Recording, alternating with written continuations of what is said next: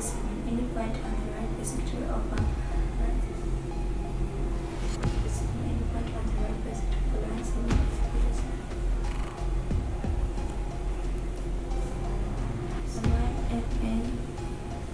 ولته هو کمپلین وکړو چې هغه د موږ ته د ټیچر بدله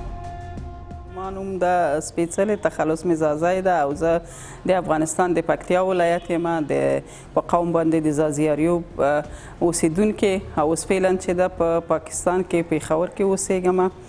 مننه زه کله چې پاکستان ته راغلم زما نارینه بچي نشته دي د ما لورګانې دي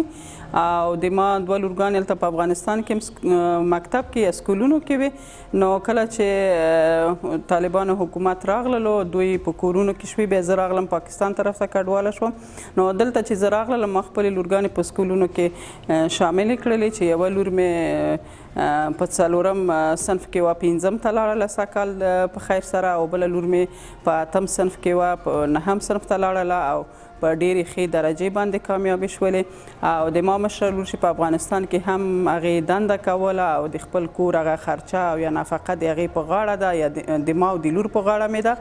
نو هغې هم دلته